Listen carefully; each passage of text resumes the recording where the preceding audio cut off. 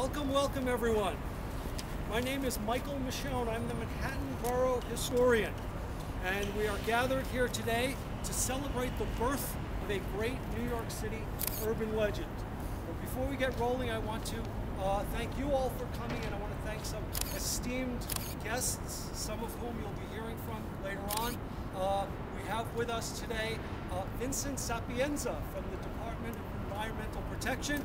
They are, of course, custodians of New York City sewer system.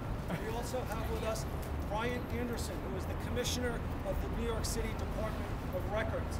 He is the man who is the custodian of all the city's archives. He runs the Municipal Archives, a wonderful historical resource located only about a block from where we're standing right now. Now, as the historian, I am familiar with the fact that New York City is the breeding ground, and has been the breeding ground for centuries, of great urban legends, some of which, many of which, quite frankly, are hoaxes, or as P.T. Barnum would say, humbug. 200 years ago last year, for example, the great author Washington Irving and the editors of the New York Post hatched a story insinuating that a man by the name of Dietrich Knickerbocker, an old Dutch gentleman, existed and had written a wonderful Dutch history of New York City. It was all made up. Then the New York Sun got into the hoax business in 1835, and they had fooled people in New York and across the country that there were men on the moon who flew with bat wings. Soon P.T. Barnum moved into the city with his great American Museum and gave us such hoaxes as the Fiji mermaid, Joyce Heth, who was reported to be George Washington's wet nurse, and the Cardiff Giant, supposedly a petrified giant aboriginal.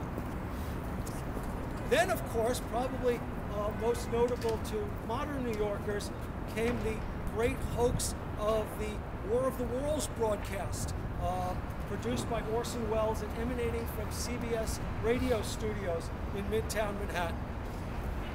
Now, most New Yorkers who are familiar with the city's history have heard of what they presume to be a hoax of alligators in the New York City sewer system.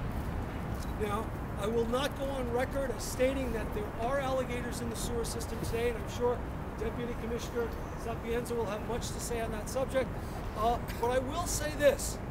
There is strong evidence that at least in one instance, there was an alligator in the sewer system, and that instance occurred exactly 75 years ago today.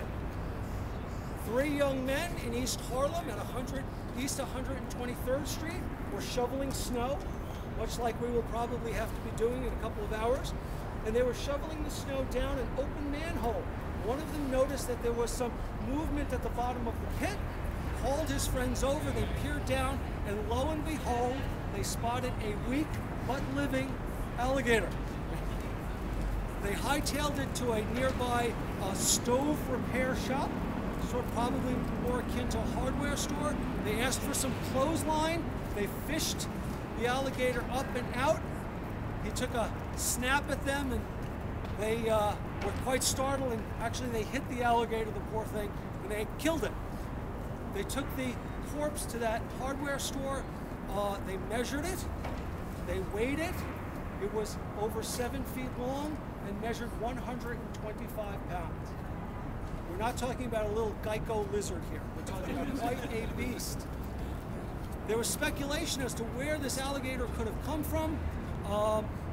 The prevailing theory was that it probably swam over from a passing boat on the Harlem River.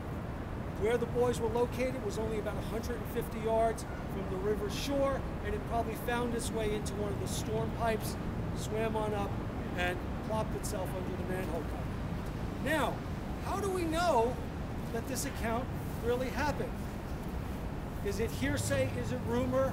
Actually, no. Mark, if you would give me an assist here. The following day, February 10th, 1935, a wonderfully detailed account, naming names and addresses and circumstances appeared in the New York Times. Here's a copy of that article. Do we have photographic or physical evidence that this happened? No, we do not. But I would say that this is a very, very, very strong circumstantial evidence of this incident. I spoke to a colleague of mine who has a very elderly uncle who lives in East Harlem, asked them if they had heard of this. Now, this fellow who's 95 years old, he did not see the alligator, doesn't have a picture of it, but he had heard his neighbors talking about it. So, the evidence leads to the fact that there was in fact an alligator in that time.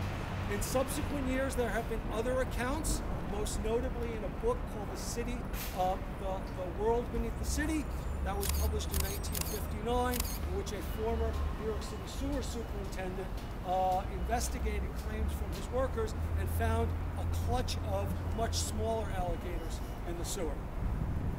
So, that's a perfect segue to introduce our next speaker, Vincent Sapienza, Deputy Commissioner for the Department of Environmental Protection. Vincent, would you come up? Thank you. Say a few words? Thank you. Good morning, everybody. Thanks for being here. We get asked from time to time, working for the sewer department, are there alligators in your sewers? And we have the standard answer is not to our knowledge. We can neither confirm nor deny what happened in 1935, but we'll let it say that we'll live with what's in the Times article for now.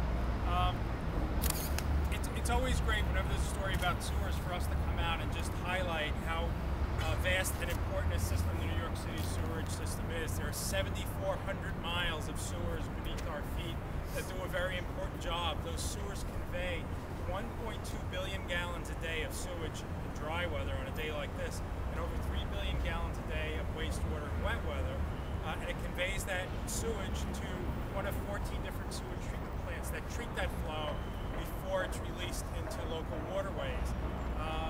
We just finished, actually, in 2009, our 100th year of measuring the water quality and receiving waters in the East River and the Hudson and Jamaica Bay and Lower Bay.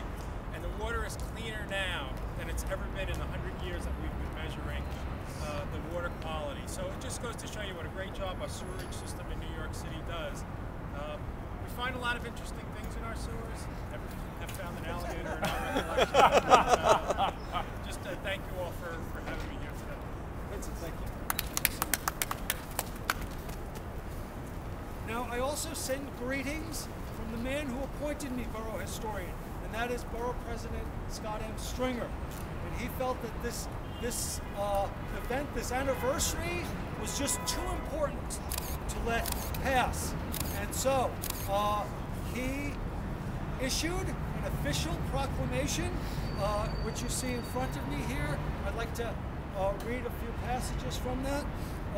Whereas 75 years ago, on February 9th, 1935, several young Manhattan men discovered a live alligator weighing 125 pounds, measuring approximately 8 feet long, at the bottom of a sewer manhole while shoveling snow on East 103rd Street in East Harlem. And whereas a detailed account of the discovery was published in the New York Times the following day, giving rise to one of New York City's most beloved and colorful urban legends.